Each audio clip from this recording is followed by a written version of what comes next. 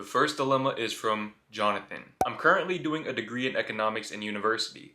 However, I'm not really enjoying my degree and I feel like I have no purpose for my future if I carry on with my path. I've told my parents I want to pursue a career in music. However, they said if I decide to drop out of university, they will cut off all financial support for me and probably kick me out of home. Alright, Jonathan, so I'm actually glad that you asked this because there are a lot of people who are in a very similar situation to you, especially people who are second-generation American immigrants. I noticed that there's this trend where their parents pretty much see it as school or nothing, right? And to an extent, my parents even see things this way in terms of college or nothing, okay? It's an all or nothing thing for them.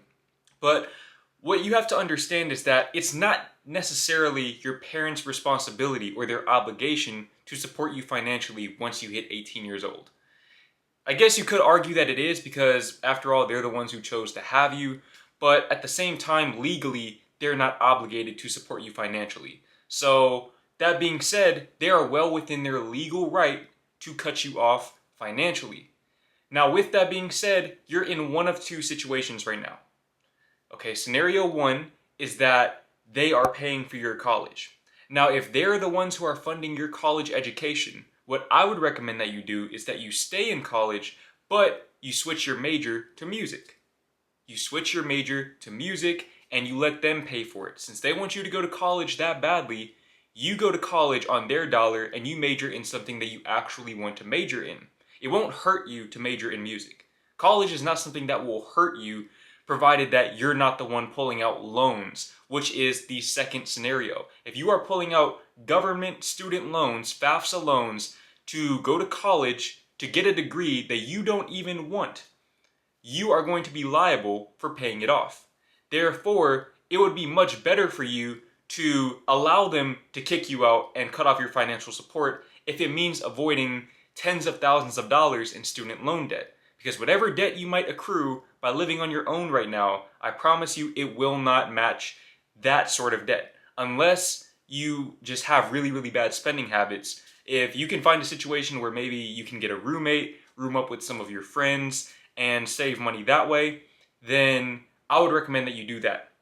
But here's what I would really recommend that you do. If you're in that situation where you're pulling out student loans to go to college, you know you don't want to get this degree, then again, okay, this is still an option. You can either switch your major to music, which I would recommend if you're going to stay in college, and especially if you've already pulled out the student loans. But if you're not going to switch your major to music, what I'd recommend is that you drop your course load down to the bare minimum. And what I mean by that is, if you can do one class per semester, do one class per semester. Bare minimum. Take the bare minimum course load and take that extra time to work. Go and get you a job. It might not be a job that you want to work right now. It might be an Amazon factory job. You might be pushing carts in the Target parking lot for $15 an hour. Whatever it is, go and get you a job. Whatever job you can get right now that pays you the most money. And you're going to use that extra time that you would have spent going to class to work. And in that time frame, you're going to accumulate money. You're going to save up as much money as you can without your parents knowing. Your parents are not knowing that you're working. They think you're going to school, but in reality, you're stacking your bread. And open up a separate bank account. If you guys have a joint account, open up a separate bank account and have your paychecks go to that account so that they don't know that you're getting this extra money. Or if you already have a job, then start picking up extra hours at that job. But the point is, you need to start accumulating as much money as you possibly can, and the most ideal way that I would see of doing this would be to lower your course load at school, especially since you're majoring in something that you have absolutely no intention of majoring in. It's illogical for you to progress in an economics degree if you know you want to do music. It makes absolutely zero sense. But this is a flaw in the system. Okay, if you major in music, your job prospects will be limited.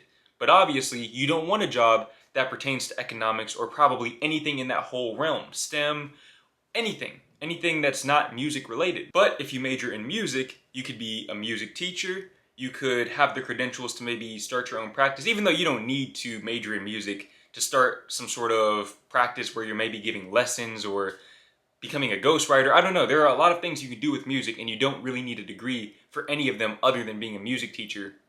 But my point is that it makes no sense for you to progress with this economics degree. And so I would recommend that, like I said, if you're not going to switch your major to music on their dime, if you're pulling out loans, lower your course load, one class per semester if you can, and work as much as you possibly can, accumulate a lot of money, and once you accumulate enough money, I would say maybe $10,000 or so, then drop out and move out.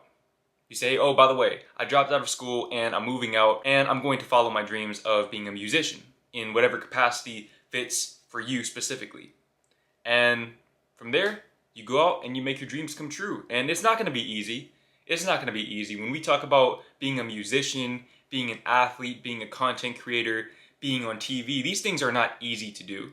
But understand that it's a game of persistence and a game of passion and a game of patience and a game of peace.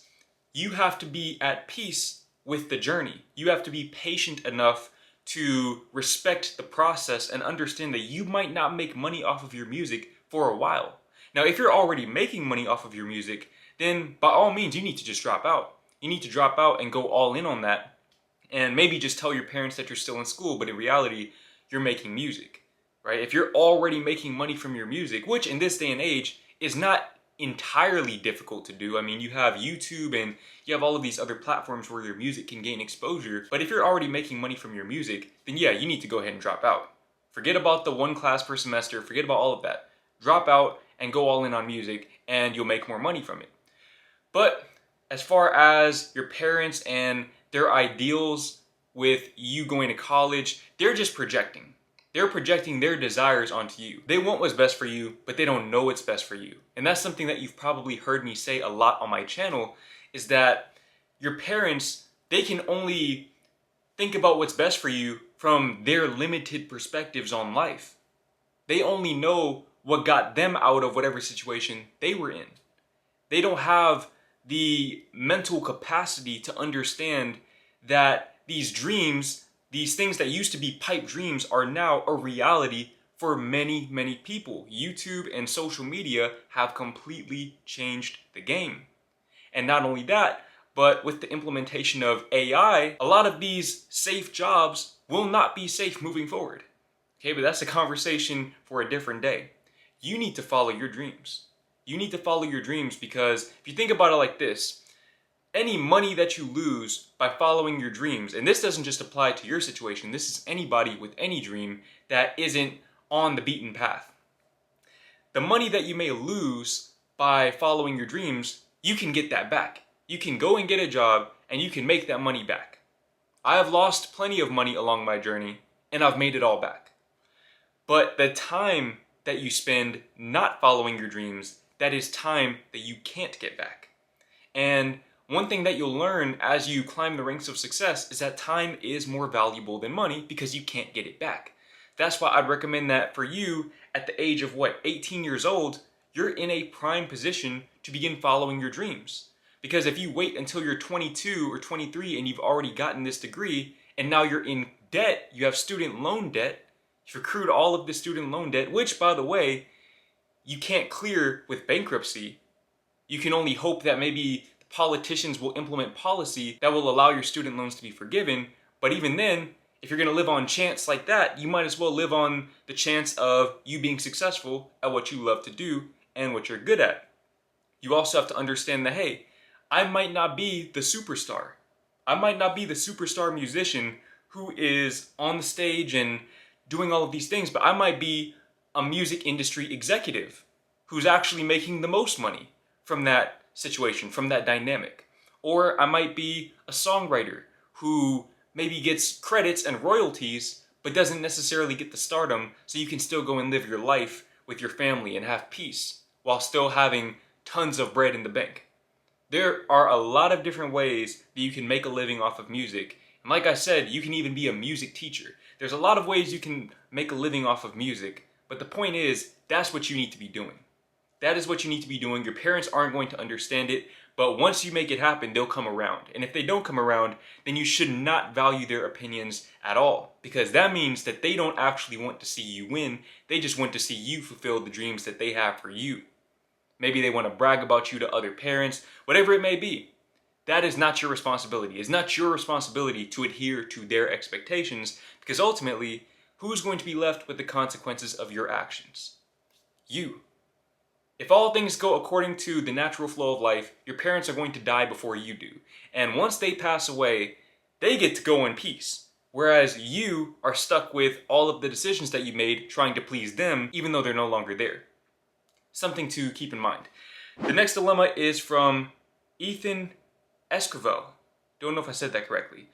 Hey Jordan, I'm Ethan.